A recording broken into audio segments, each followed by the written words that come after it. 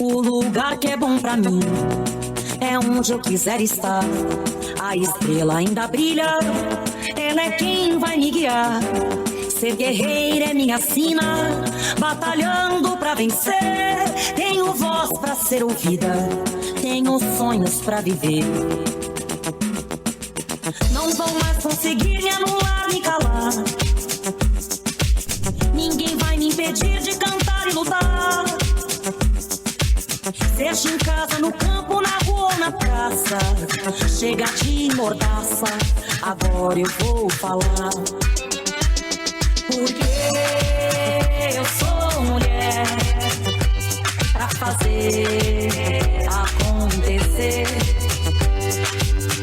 Eu sou uma delas, são elas por elas, ocupando os espaços de poder. Porque eu sou mulher pra fazer acontecer. Eu sou uma delas, são elas por elas, ocupando os espaços de poder.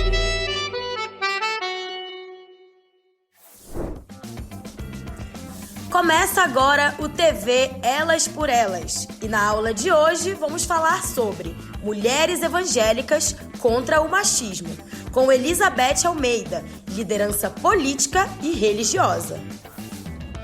Nossa luta começa ainda muito jovem mesmo. Na periferia de São Paulo, na Zona Leste, quando a gente morava, a gente passava por muitas dificuldades com relação em tudo. Principalmente na saúde, porque não tinha posto de saúde, né? Os postos eram concentrados mais no Tatuapé, na Penha, em diante. E a gente, no centro, né? E na periferia, a gente via crianças passarem muita dificuldade, o transporte ainda era muito pequeno, não tinha todas aquelas linhas, não tinha metrô, não tinha aquela regularidade de transporte. Não tinha também Uber, né? Lógico. E a gente tinha muitas crianças passavam mal, crianças chegavam a morrer por falta de atendimento médico e necessidade, né, de ter vacinação e tudo mais. E a gente então começou essa luta por postos, por melhoria da saúde, por postos de saúde, por creches, né, melhores moradias.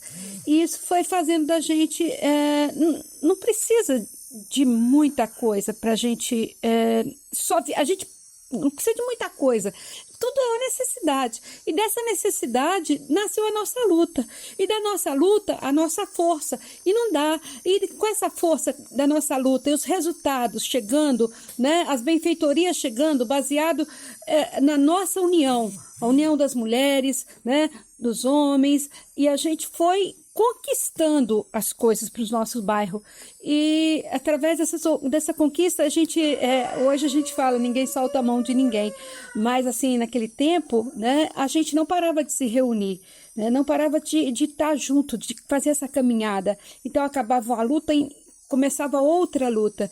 E essa luta que nos traz a consciência, nos trazia tempos de formação política também, que o partido nos oferecia, e a gente fazia, a igreja também nos ajudava, a igreja católica, e a gente, com espaço, com alguns aprendizados e algumas cartilhas, e a gente ia nessa caminhada, nessa toada. E era muito importante, né, a gente fazia uma revolução silenciosa. Eu costumo dizer assim, uma revolução silenciosa, porém, assim, sem pedir silenciosa, porque a gente não pegava em armas, sem pedir licença, né, pro autoritarismo vigente daquela época. Era final da ditadura militar, 79, 80, 81, 82, e saindo de um processo da ditadura militar muito forte. E do machismo impregnado também. Aí a gente vai para a igreja, vê lá o patriarcalismo fundamentalista, quase fundamentalista da Bíblia, né? A gente vê, principalmente no Velho Testamento, a gente vê Jesus aponta de uma maneira diferente. Jesus, ele tinha um link muito forte com as mulheres. Ele tinha, assim, nossa, ele era especial. Ele, com a mãe dele, tratava a mãe dele com dignidade, com respeito, com as primas dele, com as mulheres, né? A mulher samaritana, que ninguém queria ficar perto. No entanto, ele conversou com ela na beira do poço, né? E do poço, né? Ela foi buscar água e ele pediu água para ela. E ela deu água e ela ficou incomodada. Ela falou assim, mas ninguém conversa comigo, por que você está conversando, né? E da água ali nasce, assim, incomoda, ela se auto-incomodou, ficou assim incomodada porque um homem, né, judeu pedindo água para ela. E ela achou aquilo muito estranho, né? Mas Jesus era para isso, ele era para estranhar mesmo. E toda essa estranheza, essa revolução que ele traz, né, na forma de amar, na forma de caminhar, a gente sente esse prazer de estar caminhando com Jesus. É por conta disso, né? É por conta de que ele não excluía ninguém, ele incluía, e principalmente as mulheres, né? Marta, Maria, e tantas outras, né, que ele caminhava junto. Quem primeiro viu Jesus, né, procurou por Jesus foi uma mulher. E a primeira notícia, quem deu, né, da sua ressurreição também foi uma mulher. Então, assim, é uma delícia ser mulher, é uma delícia caminhar seguindo os evangelhos de Jesus. A gente não pode, né, se separar dessa coisa rica que estar pertinho de Jesus, e a gente vê isso daí na prática, do modo petista de ser, né? De acordo com o nosso estatuto. É lógico que tem as hipocrisias, né? Atuais, e que as mulheres são, por exemplo, a pauta do aborto, as pessoas são contra o aborto, né? Os cristãos, chamados cristãos, mas tá aí todo mundo, 77% dos evangélicos aprovam as mortandades que teve na chacina do Rio de Janeiro essa semana. Então, assim, que o governador Castro provocou, né? Com a falta, né, de sensibilidade dele. Então, assim, mais de 100 pessoas mortas.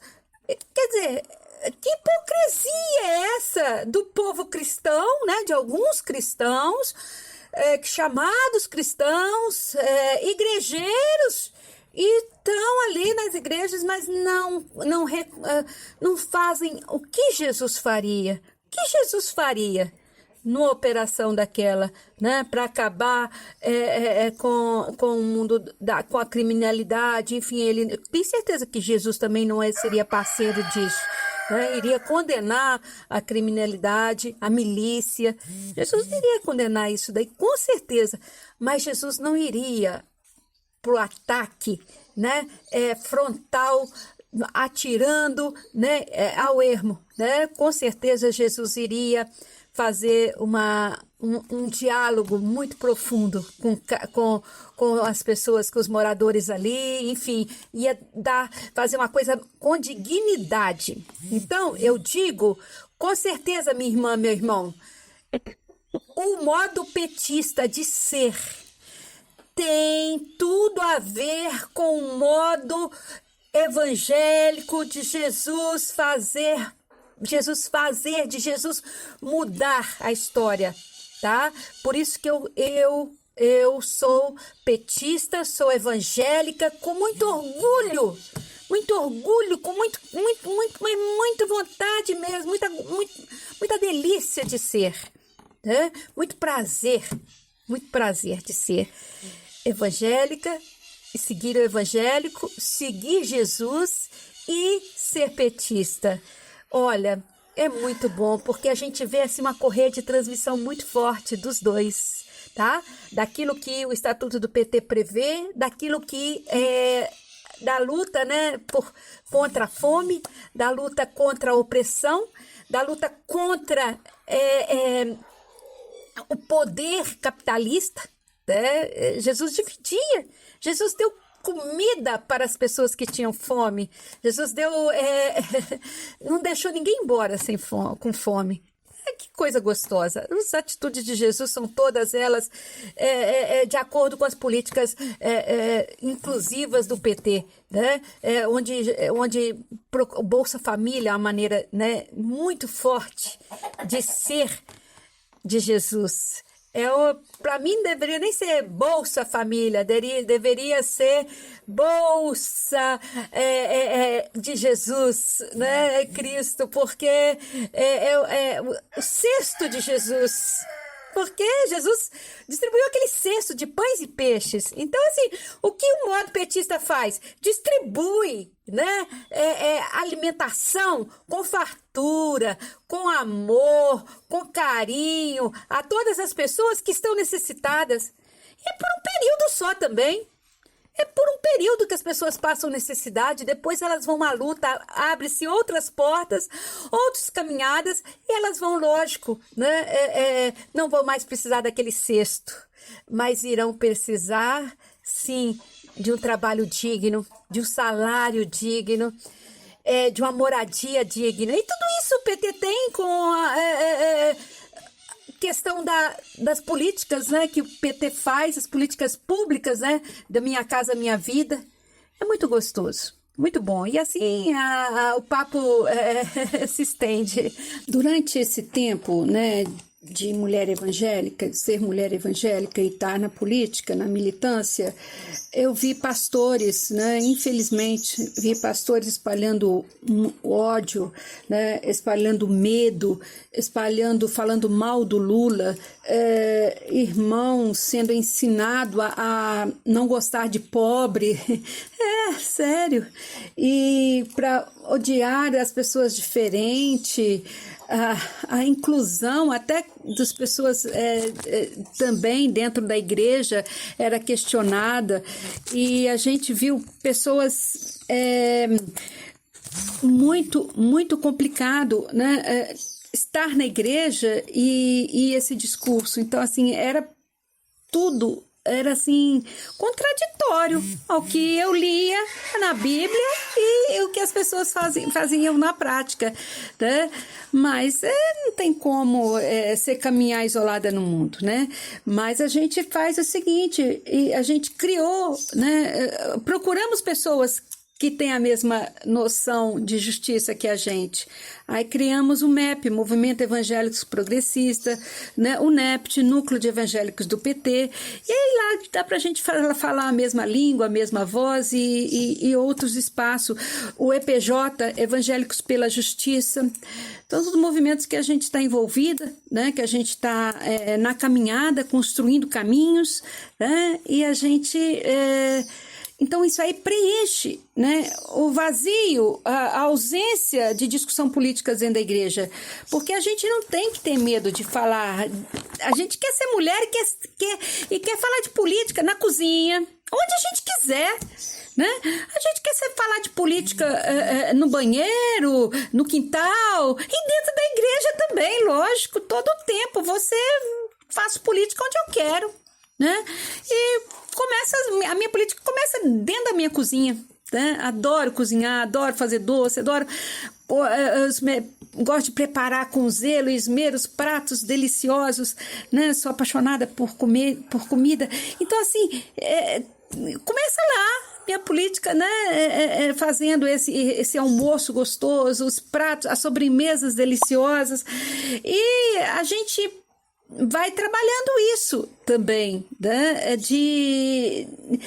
A gente vai mudando, né, essa situação. Então, não dá para a gente proibir, não tem como ninguém falar assim, ó, aqui política não fala. Não, a gente tem que falar de política sim, todo o tempo, né? E aonde a gente quiser, no postinho de saúde a gente fala de política, na fila do ônibus, na fila da creche, porque o evangelho, e fala de Jesus também todo o tempo, né? Porque quem fala de Jesus tem um compromisso com a justiça. Quem fala de política séria também tem um compromisso com justiça. Então pronto, as duas são afinadas, né? A palavra de Deus mesmo fala que uma corda de três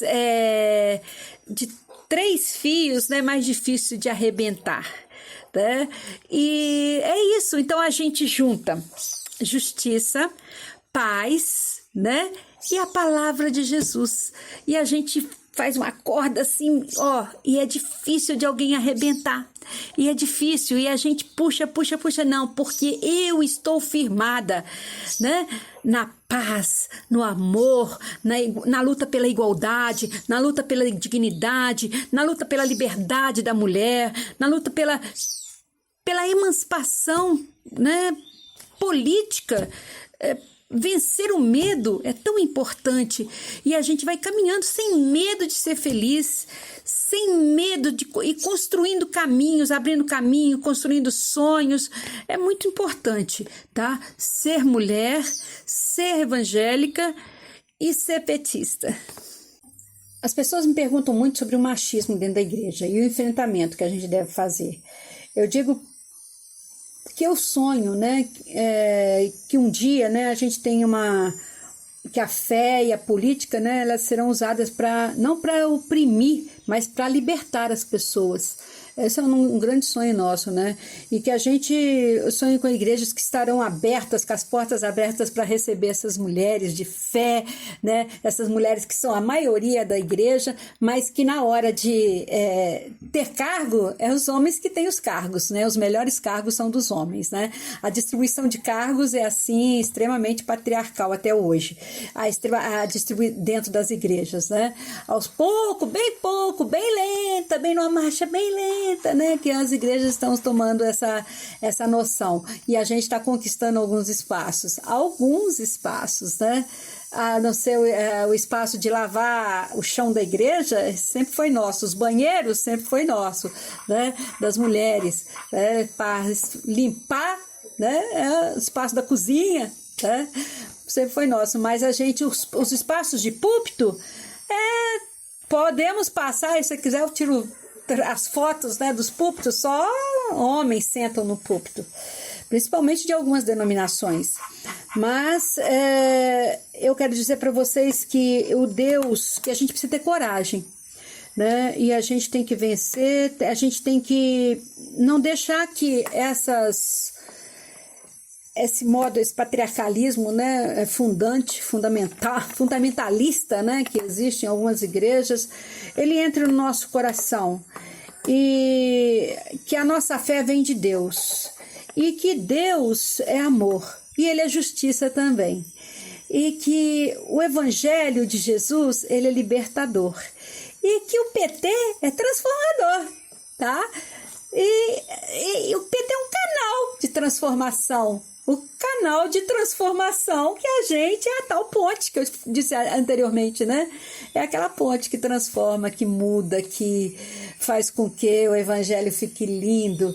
Então vem para cá, vem junto, vem somar, né? Vem para o PT, você mulher, vem para a nossa luta, vamos nos organizar nos núcleos. É muito importante a gente estar conversando no chá de mulheres, faço muito chá de mulheres, a gente conversar, oração, né?